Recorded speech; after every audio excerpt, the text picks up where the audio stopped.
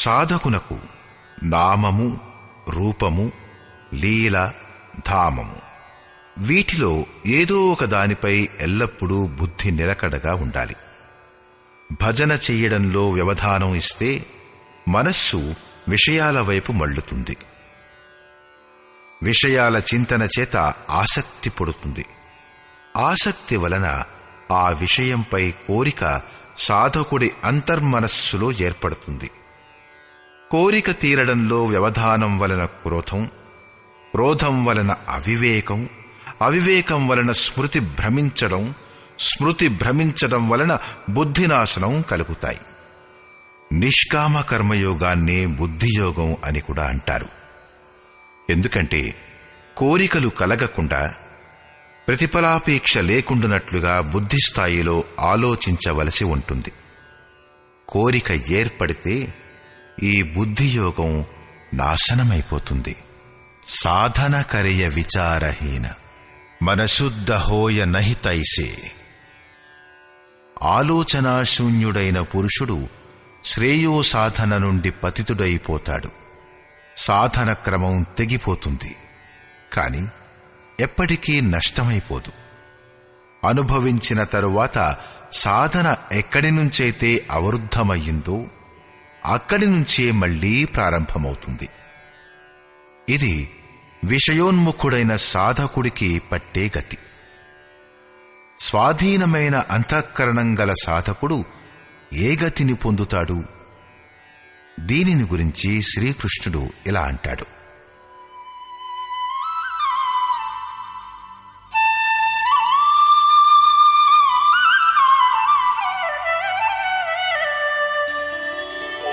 రాగద్వేష వియుక్తైస్తు విషయానింద్రియైశ్చరన్ ఆత్మవశ్చైర్విధేయాత్మా ప్రసాదమధిగచ్చతి.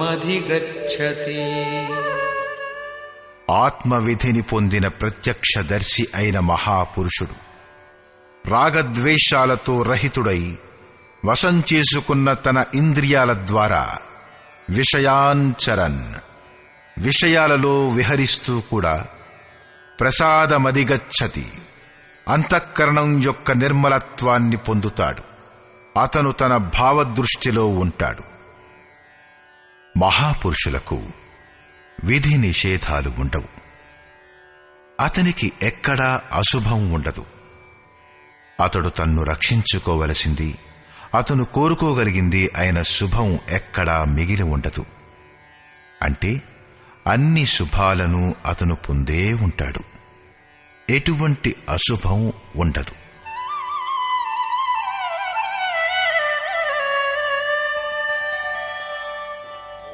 ప్రసాదే సర్వదుఃఖానాం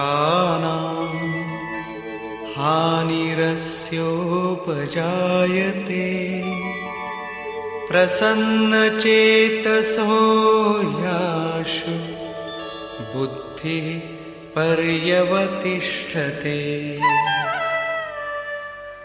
భగవంతుని పూర్ణకృపా ప్రసాదమైన భగవత్తత్వంతో సంయుక్తుడైనప్పుడు అతనికి ఎటువంటి దుఃఖాలు లేకుండా పోతాయి. దుఃఖాలయం అశాశ్వతం అయిన ప్రపంచం కూడా లేకుండా పోతుంది. ప్రసన్న చిత్తుడైన ఆ పురుషుని బుద్ధి శీఘ్రంగానే పూర్తిగా స్థిరమైపోతుంది. కాని ఎవరైతే యోగయుక్తులు కారో వారి దశను గురించి ఇలా అంటాడు: నాస్తి బుద్ధిరయుక్తస్య న చాయుక్తస్య భావనా న చాభావయతః శాంతి అశాంతస్య కుతః సుఖం. యోగ సాధనరహితుడైన పురుషుని అంతఃకరణంలో నిష్కామ కర్మతో యుక్తమైన బుద్ధి ఉండదు.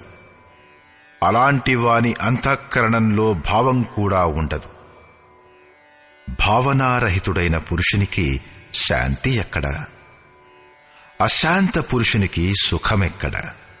యోగక్రియను చెయ్యుట వలన ఏదైనా కలలో కనిపించినప్పుడే భావం ఏర్పడుతుంది. జానే బినునహోయే పరతీతి. భావం లేకపోతే శాంతి దొరకదు. శాంతరహితుడైన పురుషునికి సుఖం అంటే శాశ్వతం, సనాతనం యొక్క ప్రాప్తి కలగదు.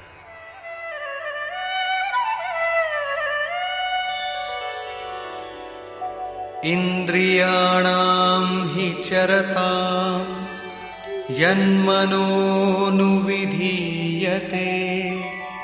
తదస్య హరతి ప్రజ్ఞాం వాయుర్నావమివాంభసి. నీటిలో నావను ఏ ప్రకారంగానైతే వాయువు అపహరించుకొని పోయి గమ్యానికి దూరం చేస్తుందో, సరిగ్గా అలాగే విషయాలలో చెరించే ఇంద్రియాలలో ఏ ఇంద్రియంతో కూడి మనస్సు ఉంటుందో ఆ ఒక్క ఇంద్రియమే అయుక్తుడైన పురుషుని బుద్ధిని హరించివేస్తుంది. అందుచేత యోగాచరణ అనివార్యం. క్రియాత్మక ఆచరణపై శ్రీకృష్ణుడు మళ్లీ ఇలా అంటాడు: తస్మాద్యస్య మహాబాహో నిగృహీతాని సర్వశః ఇంద్రియాణీంద్రియార్థేభ్యః తస్య ప్రజ్ఞా ప్రతిష్ఠితా. దీనివలన హే మహాబాహో, ఏ పురుషుని యొక్క ఇంద్రియాలు విషయాల నుంచి సర్వదా వశం చేసుకొనబడి ఉంటాయో అతని బుద్ధి స్థిరమవుతుంది. బాహు కార్యక్షేత్రం యొక్క ప్రతీక. భగవంతుడు మహాబాహుడు, ఆజానుబాహుడు. అతడు కాళ్ళు చేతులు లేకుండానే సర్వత్రా కార్యం చేస్తాడు. అతనిలో ఎవడైతే ప్రవేశం పొందుతాడో, లేక ఎవరైతే ఆ భగవత్తత్వ దిశలో అగ్రసరుడవుతాడో అతను కూడా మహాబాహుడే. శ్రీకృష్ణుడు, అర్జునుడు ఇద్దరూ కూడా మహాబాహులే. యా నిశా సర్వభూతానాం తస్యాం జాగర్తి సంయమీ యస్యాం జాగ్రతి భూతాని సా నిశా పశ్యతో మునీః. సమస్త భూత ప్రాణులకు ఆ పరమాత్ముడు రాత్రితో సమానం. ఎందుకంటే కనిపించడు, ఆలోచనలకు అందడు. కాబట్టే రాత్రితో సమానుడు. ఆ రాత్రి పూట పరమాత్మునిలో సంయమనం గల పురుషుడే చక్కగా చూడగలడు, నడవగలడు, మేల్కొని ఉండగలడు. ఎందుకంటే అక్కడే అతని పట్టు ఉంది. యోగి ఇంద్రియాల నియంత్రణ వలన అందులో ప్రవేశం పొందగలడు. ఏ నశ్వరమైన సాంసారిక సుఖభోగాలకై సర్వ ప్రాణులు రాత్రింబగళ్ళో పరిశ్రమ చేస్తారో యోగికి అది రాత్రి. రమావిలాసు రామ అనురాగి తజత బమన జిమి జన బడభాగి. ఏ యోగి అయితే పరమార్థ మార్గంలో నిరంతరం జాగరూకుడై భౌతిక విషయాలలో సర్వదా